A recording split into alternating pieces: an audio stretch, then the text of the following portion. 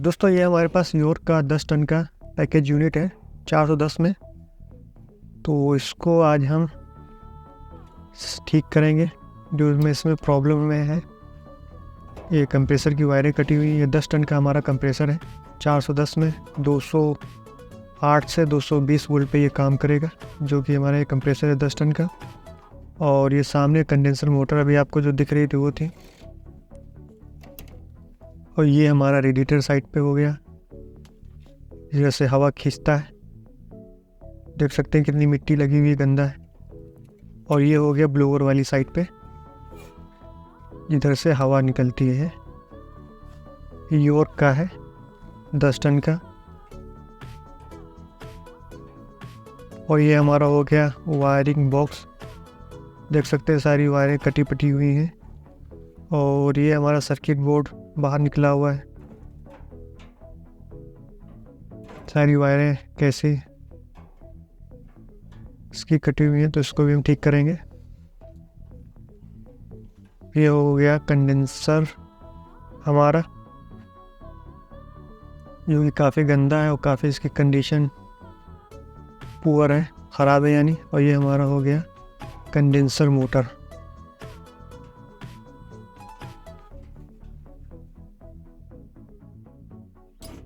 और ये हो गया ब्लोअर मोटर। और ये ब्लोअर और सामने ये रेडिएटर का जो है दूसरी साइड, जो इससे पहले हम दिखा रहे थे, ये दूसरी साइड का है।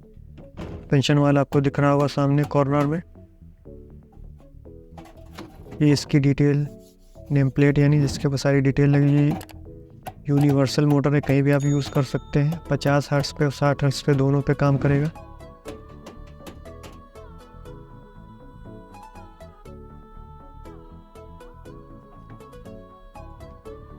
तो अभी हम इसको डिसमेंटल करते हैं, मोटर, सारे पैनल। और साथ में ये भी देखते जाएंगे कि कौन सी चीज़ है जो इसमें प्रॉब्लम कर रही है, जो हमें ठीक करनी पड़ेगी। बाद में हम ये कंप्रेसर भी चेक करेंगे, इसकी वायरें किसी ने काटी हुई है। ये हो गया कंडेंसर की दूसरी साइड का, जो अंदर वाला सिरा है उसका है। तो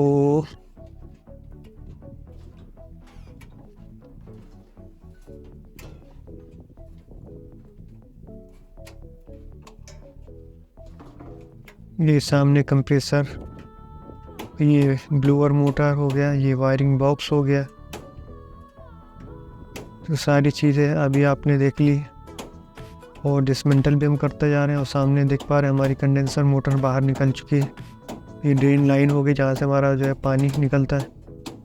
और ये फाइनली हमारा ये गत्ता कवर इस साइड खुल चुका है। और मल्टीमीटर से हमने कंप्रेसर चेक कर लिया है, इसकी रीडिंग वगैरह चेक कर लिया है। इसको अभी हम चला के चेक कर लेंगे कि कोई प्रॉब्लम तो नहीं है। ये देख सकते हैं रेडिएटर कंडेंसर हमारा। तो इसको हम चालू कर लेंगे और चेक कर लेंगे एम्पियर वगैरह, उसका जो भी हमको चेक करना है। रेफ्रिजरेंट वगैरह है किसमें है कि नहीं। ये तो अभी चालू हो गया, 24.3 तकरीबन एम्पियर ले रहा था। और डिस्चार्ज को हम छू लेंगे, जो कि काफ़ी गर्म है, यानी गैस हमारी इसके अंदर पूरी है। और एक्सपेंशन वाल्व को भी हम देख लेंगे कि प्रॉपर वर्क कर रहा है कि नहीं कर रहा है। और ये हमारी लिक्विड लाइन है, जो हल्का गुनगुना होना चाहिए, वो भी था। तो यानी इसके अंदर गैस पूरी है, बस किसी ने छेड़खानी की थी। और कंप्रेसर भी हमारा था। ये आप ब्लोअर की आवाज़ सुन सकते हैं,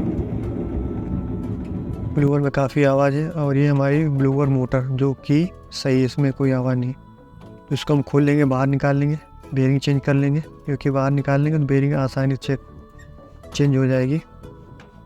और ये हम सामने का पैनल खोल लेंगे, क्योंकि खोलने में भी आसानी रहेगी। उधर वाली जो ड्रेन लाइन है इसका जो पानी निकालने में भी आसानी रहेगा, क्योंकि जब हम सर्विसिंग करेंगे तो उस समय ये पानी निकालने के लिए बहुत प्रॉब्लम करेगा।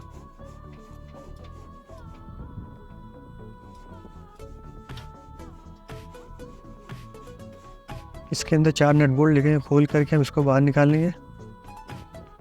ये वाले नट बोल्ट खोल लेंगे हम चारों, इसके 2 इस साइड पे, 2 जो पीछे साइड पे जो लगे हुए हैं।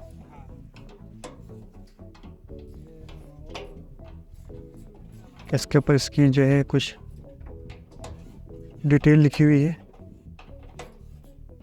ये बैक साइड के 2 मुस्मार है, यानी नट बोल्ट।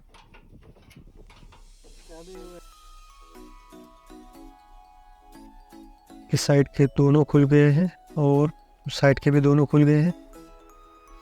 और इसको हम बाहर भी निकाल लेंगे इस ब्लोअर को, और बाहर ही इसकी बेयरिंग चेक करके उसी सेम इसकी बेयरिंग दोबारा उसी जगह पे फिक्स कर देंगे।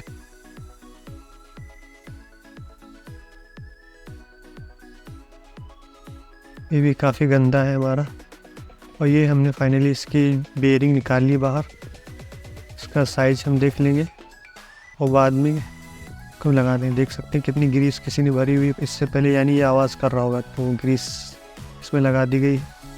लेकिन इसका कोई फ़ायदा नहीं है। ग्रीस लगाने का आप ये फ़ायदा हो सकता है 2.05 बेयरिंग साइज अभी जो आप देख रहे थे। ये अंदर साइड की सारी मिट्टी वगैरह निकाल ली गई क्योंकि धुलाई में आसानी रहेगी। जो होल हैं वो उनमें मिट्टी फंस जाएगी तो पानी निकलने में काफ़ी दिक्कत होती है बाद में। और हमने इसके ऊपर की जो जाली लगी थी उसको भी निकाल लिया है क्योंकि धुलाई में आसानी रहेगी। जो प्रेशर लगेगा मशीन का वो प्रॉपर हो, इसके ऊपर प्रेशर लगेगा जिससे हमारी धुलाई अच्छे से हो पाएगी। और हमारी जो ब्लोअर मोटर है इसको हम कवर कर लें क्योंकि हम इसको खोलेंगे नहीं। हमने कवर कर लिया है पॉलीथीन से। और अभी हमने इसकी धुलाई स्टार्ट कर दी कंडेंसर वाली साइड से।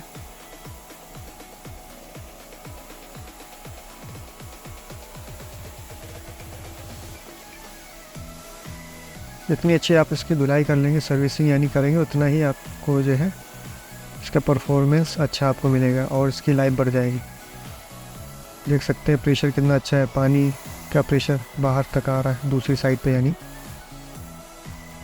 और ये हमने केमिकल डाल के इसकी सफाई कर ली है।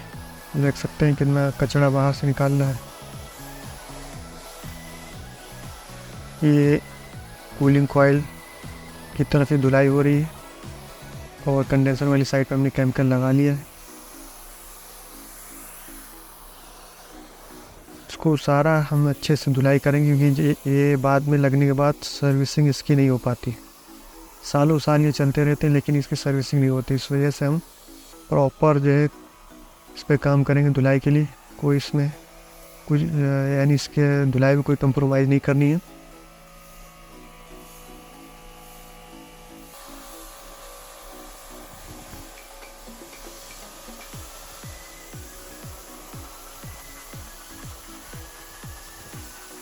एक दो बार हमने इसके ऊपर पानी लगा लिया, केमिकल डाल के भी लगा लिया नॉर्मल। अभी इसका केमिकल निकाल लेना अच्छे से क्योंकि अगर ज़रा सा केमिकल इसके ऊपर होगा तो बाद में रेडिएटर गलने लगेगा। तो अच्छे से पानी लगा लें जब भी आप केमिकल से धुलाई करें। इसको वॉशिंग सोडा बोलते हैं धुलाई के लिए, कॉइल क्लीनर भी बोलते हैं। ये हमारा ब्लोअर साफ़ हो चुका है, थोड़ा सा बाकी एक बार और पानी लगाना है इसमें। और कंडेंसर वाली साइड पे भी हमने अच्छे से धुलाई कर ली। देख सकते हैं आर पार दिख रहा है।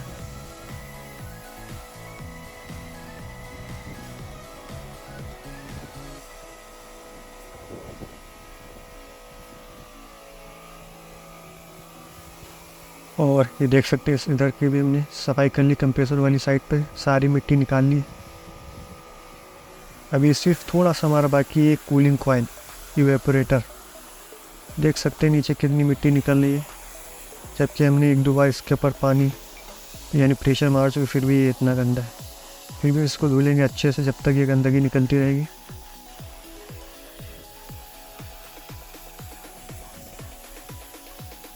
ये देख रहे हैं कैसे टुकड़े निकलने इसके अंदर से। अभी फाइनली हमारा पूरा पैकेज इसे धुल चुका है।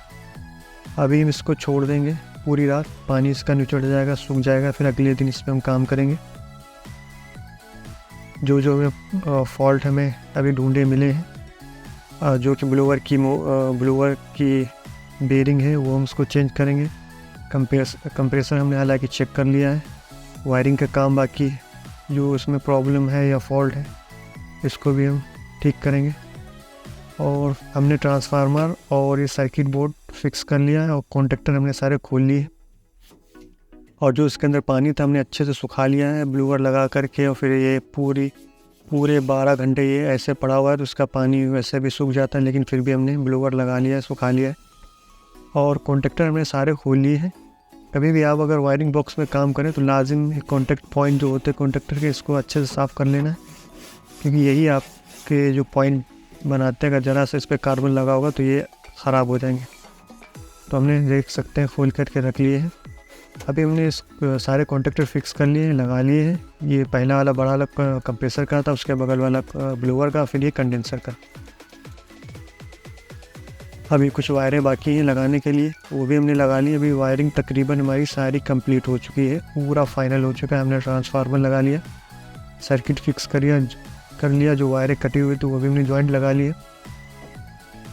अगर आपको इसके डिटेल में वीडियो चाहिए तो उसके ऊपर भी हम आपको बना करके एक वीडियो दे देंगे पूरी डिटेल में कि कैसे ये काम करता हो। ये हम इसके अंदर रिले थी, वो हमने इसको निकाल दी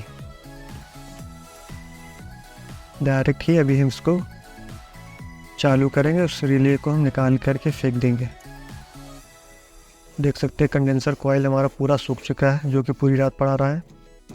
सारा पानी इसका निकल गया है। अब इस पर कलर लगाने की बारी आ चुकी है, जो कि अब इसके ऊपर ब्लू कलर लगाएंगे। जो ब्लू फिन जो कोटिंग होती है वो हम करेंगे इसके ऊपर। और जिधर जिधर ये मिट्टी वगैरह लगी इसको हम अच्छे से साफ़ कर लेंगे और इसके ऊपर कलर लगा लेंगे। रेडिएटर पर भी हम साफ़ करके कलर लगा लेंगे, जिससे ये रेडिएटर की थोड़ी सी लाइफ इन्हेंस हो जाएगी इन फ्यूचर।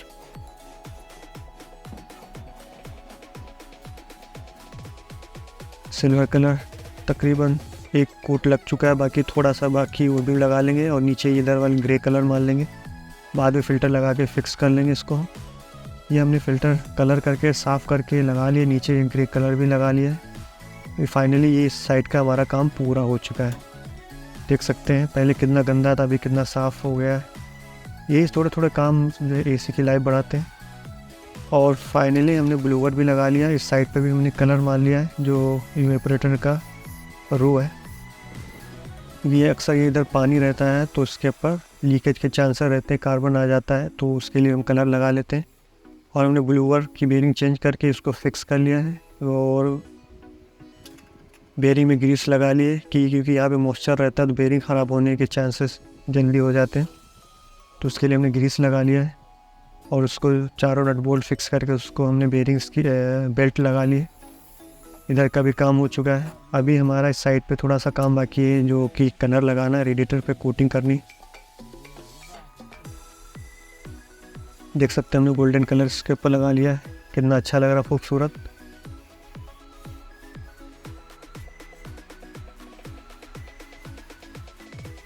और बैक साइड पे भी हमने सिल्वर कलर लगा लिया है कि जिससे ये रहेगा कि थोड़ी सी लाइफ इसकी बढ़ जाएगी कलर लगने की वजह से, वरना ये टूटने लगता है। और इधर वाले हमने सारा वायरिंग बॉक्स में काम कर लिया है। इधर वाले भी हम कंडेंसर वाली साइड में थोड़ा काम बचा है, जो हम टेपिंग कर लिए ले रहे हैं, क्योंकि हम इसके ऊपर कलर लगाएंगे। तो जिधर हमें कलर नहीं लगाना उसको हम कवर कर लेंगे टेप की मदद से और कलर लगा लेंगे। कलर इसके ऊपर इस वजह से लगाएंगे क्योंकि इसके ऊपर कोई भी कोटिंग नहीं है, ये सिंपल सा रेडिएटर है विदाउट कोटिंग का।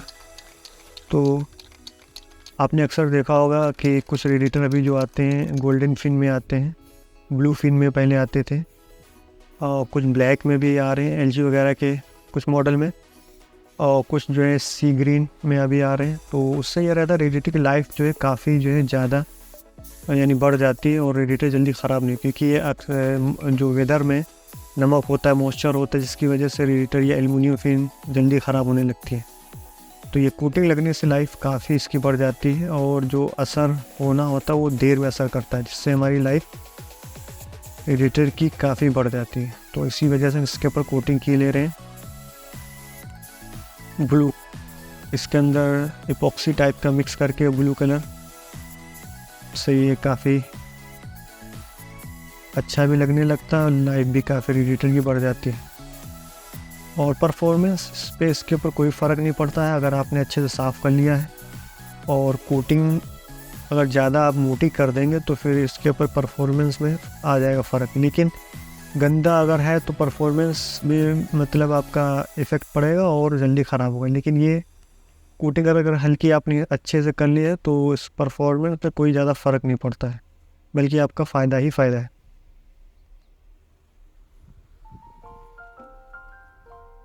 अब हमारा आता है दूसरी साइड पे, हम दोनों तरफ से करेंगे, क्योंकि अगर स्केल आएगी रेडिएटर के ऊपर तो दोनों तरफ से आएंगे, तो हमको दोनों तरफ से इसको कवर करना, यानी कोटिंग से, जिससे हमारा पूरा रेडिएटर सेफ रहे और इसकी लाइफ बढ़ जाए। ये देख सकते हैं हमने दूसरी साइड पे कर लिया है, और जितना रेडिएटर साफ़ होगा उतना ही इस कलर का जो शाइनिंग उभर के आएगी, काफ़ी खूबसूरत उभर के आएगी। तो देख सकते हैं अंदर वाला ज़्यादा खूबसूरत लग रहा है, बाहर वाले साइड पे इतना खूबसूरत नहीं लग रहा, क्योंकि इसके ऊपर मिट्टी धूल वगैरह बैठी थी। तो हालांकि हमने धुलाई की, फिर भी थोड़ा सा तो रह ही जाता है, जिस हिसाब से सफाई आप करते हैं। और जिधर जिधर हमें जंग लग रहा था, देखने में ख़राब लग रहा है, उधर से हमने ग्रे कलर लगा लिया है कि थोड़ा सा खूबसूरत भी दिखे, और जंग जिधर लग रहा था उससे भी जो हमारा बचाव हो जाए। तो हमने ये एक केबल एक लगा ली जो कि रिमोट की केबल है, और इस कनेक्शन हमने इसके कर लिए। ये हमारे कनेक्शन रिमोट के, इसमें बहुत सारे ऑप्शन हैं, कुछ हीटिंग के हैं, कुछ कंप्रेसर के हैं, कुछ और भी ऑप्शनल हैं। तो हमें सिर्फ 2 चाहिए, जो हमारे ब्लूअर और कंप्रेसर के लिए, और 2 ये सप्लाई हमारी आएंगे रिमोट को चालू करने के लिए।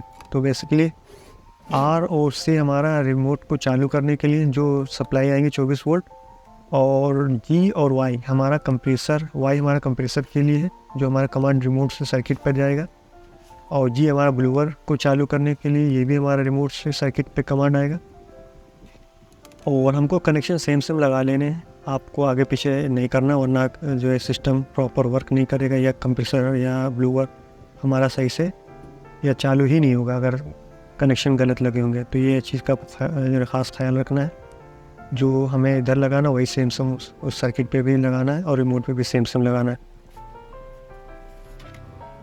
थोड़ा सा हम इधर ज़मीन पे भी मान लेंगे, और जिधर जिधर एक्स्ट्रा ये कलर लग रहा है बाद में इसको हम थिनर से साफ़ कर लेंगे, क्योंकि देखने में बुरा ना लगे।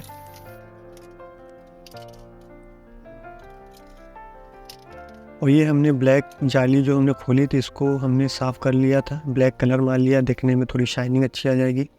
और दोबारा हमने इसी को फिर बैठा लिया, क्योंकि इससे हमारा रेडिएटर सेफ़ रहता है। अगर इनकेस थोड़ा सा अगर कुछ किसी चीज़ में टच वगैरह होता है, या मिट्टी वगैरह बैठती है, कुछ और भी चीज़ है, तो यानी सेफ्टी के पर्पज़ से यूज़ किया गया है। और अभी हमारे सब धुलाई हो चुकी है, पैनल हमने लगाना स्टार्ट कर दिया है, और कंप्रेसर के जो कनेक्शन कटे हुए थे इसको हम जो है फिक्स कर लेंगे। और ये हीटर के कनेक्शन अभी बड़े भाई हमारे लगा रहे हैं, और कुछ हाई प्रेशर लो प्रेशर की वायरें भी कटी हुई थी, उसको भी हम जो है दोबारा कनेक्ट कर लेंगे। और हमें सेफ्टी सारी जो है यूज़ करनी है, कोई चीज़ हमको छोड़नी नहीं है। जैसे लो प्रेशर हो गया, हाई प्रेशर हो गया, हीटर हुआ, अक्सर लोग इसके कनेक्शन काट के निकाल देते हैं, लेकिन नहीं, ये भी सेफ्टी, इसको आप जितना सेफ्टी लगा के आप वर्क कराएंगे उतने ही प्रॉपर ये काम करेगा, और कोई चीज़ जल्दी ख़राब नहीं होगी। सेफ्टी इसी वजह से यूज़ करते हैं कि कोई चीज़ जल्दी ख़राब नहीं, इनकेस अगर हमने ये हटा देनी है तो कंप्रेसर हमारा ख़राब हो जाएगा। तो कंप्रेसर काफ़ी कॉस्टली होता है, तो इस वजह से हमें कोई सेफ्टी को बाईपास नहीं करनी है, सारी लगी रहने देनी है। और इन केस अगर ख़राब होती है तो आप दूसरा भी लगा सकते हैं। बस हमने रिले यहाँ पे निकाल के फेंक दी थी, उसका आप ये समझ सकते हैं, आपको मोटे अगर एग्जांपल में समझाएं तो इसके अंदर कंप्रेसर का जो कॉन्टेक्टर लगा हुआ था उसके ऊपर कोई रिले नहीं यूज़ किया, सिर्फ कंडेंसर और ब्लोअर पे रिले यूज़ किया गया। और जबकि सबसे कॉस्टली हमारा कंप्रेसर है, उसके ऊपर कंपनी ने कोई रिले लगा के नहीं दी।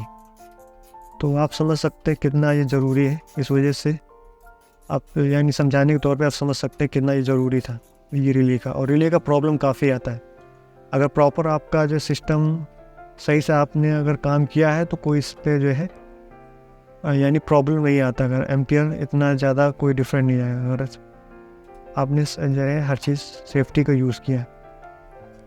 और फाइनली हमने कंडेंसर मोटर लगा ली है, बेरिंग चेंज करके।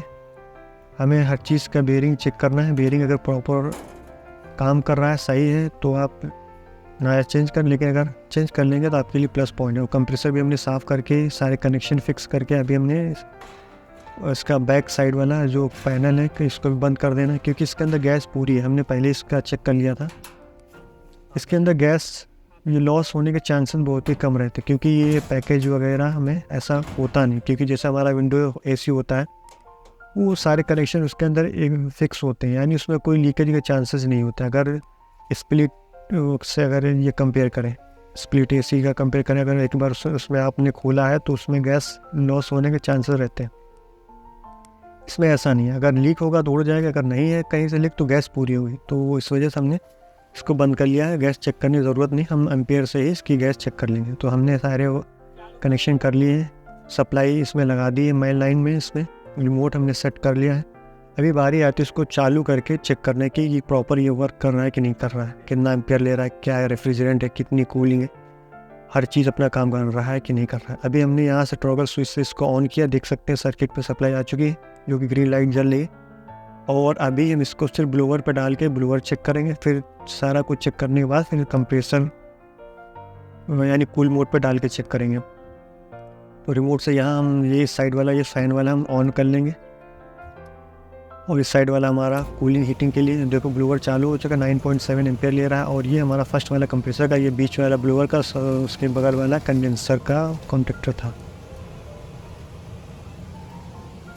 तो ब्लोअर हमारा अभी चालू हो चुका है, देख सकते हैं कितनी हवा इसकी अच्छी है, और कोई साउंड नहीं था, क्योंकि बेरिंग हमने भी चेंज कर ली थी। बेरिंग हमने ओरिजिनल लगाई है, दोनों ही हमने चेंज कर ली थी। हालांकि एक प्रॉब्लम कर रहा था, लेकिन हमने प्रॉपर वर्क करना है तो इस वजह से हमें थोड़ा सा भी डाउट नहीं रखना है। और ये लाइट हमारी भी सिर्फ ब्लोअर के लिए, ब्लोअर चालू इस वजह से एक लाइट जल रही है। अभी हम जब इसको कूल मोड पे डालेंगे, ये अभी हम डाल लेते हैं इसको कूल मोड पे, अभी हमने डाल लिया है।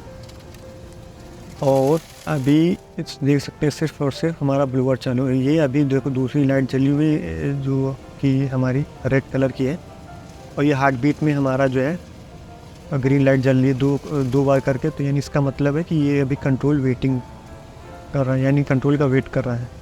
और वैसे भी कमांड आने के बाद ये कुछ मिनट लेता है चालू होने के बाद, यानी ये टाइम डिले का, यानी ये टाइम डिले का वर्क कर रहा है।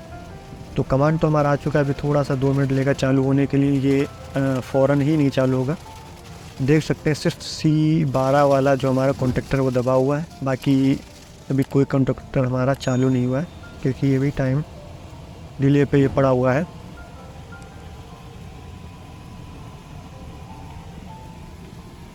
ये देख सकते हैं ये बड़ा वाला हमारा कंप्रेसर का है, जो कि 10 टन का कंप्रेसर हमारा है, 220 वोल्ट पे और 410 रेफ्रिजरेंट पे।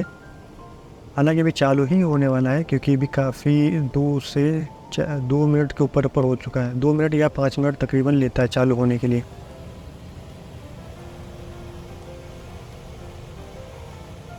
देख सकते हैं हमारा कंडेंसर मोटर चालू हो चुका है, यानी कंडेंसर मोटर चालू हो गया, यानी हमारा अभी कूल मोड पे आ चुका है। देख सकते हैं अभी तीनों हमारे कॉन्टेक्टर चालू हो चुके हैं, और 40 एम्पियर के आसपास अभी हमारा सिस्टम पूरा लोड ले रहा है। अभी जो रेड लाइट जल रही है तो वो बंद होगी, सिर्फ ग्रीन लाइट हार्ट बीट पे चल रहा है, यानी ये नॉर्मल कंडीशन पे है। और इधर हम हाथ लगा के चेक कर रहे हैं कि इसकी कितनी हीटिंग है, यानी हवा गर्म आनी चाहिए। अगर हमारा कंप्रेसर प्रॉपर वर्क कर रहा है और प्रॉपर है, इसके अंदर रेफ्रिजरेंट है, इस हवा से भी आप आइडिया लगा सकते हैं कि कितनी इसके अंदर गैस है। और साइड पे हम आकर के चेक कर लेते हैं कि कितनी कूलिंग है, तो हाथ लगा के हमको चेक कर रहे हैं। अभी फ़िलहाल के लिए कूलिंग कुछ देर चलने देंगे इसको, हम फिर जो है वेट करेंगे कितना एम्पियर जाता है, कितना जो है ग्रिल टेम्परेचर डाउन होता है। जहाँ से ये ब्लोअर लगा यहाँ पे हम लगा के इसकी हवा चेक करेंगे। तो इसमें हमें फॉल्ट ब्लोअर में आवाज़ था, इसके वायरिंग में छेड़खानी हुई थी, और कंडेंसर मोटर की बेयरिंग जो दिक्कत, और हमें सर्विसिंग करना था। हमने इसकी रेडिएटर के ऊपर कोटिंग कर ली, इससे रेडिएटर ख़राब नहीं हो गया। तो ये भी सारा कुछ हमने काम कर लिया, जो हमें फॉल्ट इसके अंदर मिला, और अभी है हम चेक कर रहे हैं। तो कुछ देर चलने देते हैं। एम्पियर अभी 2 एम्पियर बढ़ चुका है, यानी सिस्टम फुल लोड पे भी चल रहा है। ये हमारा 28 एम्पियर सिर्फ कंप्रेसर ले रहा है, एक पे 28 था, एक पे 30 था, ये 27 है, यानी सही है। ब्लोअर का एक पे 9.10 एम्पियर के आसपास कुछ है, और कंडेंसर हमारा 3.6 ले रहा है, और सारा कुछ मिला करके 43 या 42 के आसपास हमारा भी वो 1-2 एम्पियर अभी बढ़ेगा, क्योंकि हमारा सिस्टम जिस समय चालू हुआ था, अभी गैस पूरा सर्कुलेट हो चुका है। और सिस्टम भी हमारा जो है अभी बाहर ही चल रहा है, जो कि हीट हमारा ले रहा है। जो रिटर्न एयर हमें मिल रही है वो बाहर की जो है फ्रेश एयर है, इस वजह से हीटिंग मिक्स है, तो थोड़ा सा जो है लोड बढ़ेगा अभी। लेकिन हमें चेक करना है तो चेक तो कर ही सकते हैं। तो अभी हमने सारा कुछ चेक कर लिया, इसको ऑफ़ करके बंद कर देंगे और इसको हम साफ़ सुफ करके पैक कर लेंगे। तो हमने रिमोट से इसको बंद कर दिया है, ऑटो और ऑफ़ पे कर लिया दोनों हमारे जो स्विच थे। अभी कुछ टाइम लेगा बंद होने के लिए, क्योंकि ये फ़ौरी तौर पे नहीं बंद होगा। ये अभी हमारा सिस्टम बंद हो चुका है, कंप्रेसर और कंडेंसर मोटर, और ब्लोवर अभी कुछ देर के बाद बंद होगा। देखिए सिर्फ 9.7 एम्पीयर ले रहा है, तो यानी कि सिर्फ हमारा ब्लोवर चालू है और कंप्रेसर और कंडेंसर मोटर बंद हो चुका है। हमारे कॉन्टेक्टर भी सारे प्रॉपर वर्क कर रहे थे, किसी में कोई आवाज़ नहीं था, कोई जो है स्पार्किंग नहीं थी, क्योंकि हमने इससे पहले सारे खोल के साफ़ कर लिए थे, कॉन्टेक्ट पॉइंट चेक कर लिए थे। अगर हमें कोई कॉन्टेक्टर पॉइंट ऐसा लगता जो कि चलने लायक नहीं था तो हम इसको कॉन्टेक्टर चेंज कर लेते, लेकिन ऐसा कुछ हमें मिला नहीं। कंडीशन इतनी ख़राब नहीं थी, नहीं ठीक ठाक।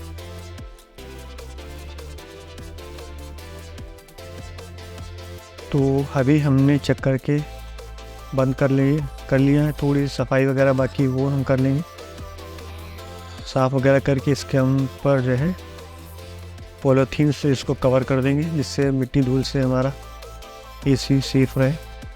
और कभी भी अगर हमको इसको करना हो तो खोल के हम इसको यूज़ कर सकते हैं या कस्टमर को बेच सकते हैं। तो अभी हमने सारे पैनल लगा लिए हैं, कवर कर लिया है, और थोड़ा सा बैक साइड पे काम बाकी है सफाई का। ये देखो हो रहा है, ये हो जाएगा तो इसको हम कवर कर लेंगे।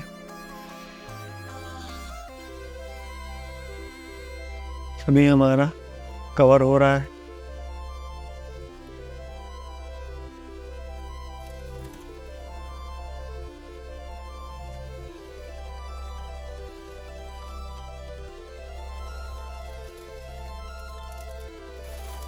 तो अभी सारा काम हो चुका है, तो उम्मीद करता हूँ कि आपको कुछ ना कुछ इन्फॉर्मेशन इस वीडियो से सीखने मिली होगी, और आप कमेंट करके बता सकते हैं अगर आपका कोई डाउट है।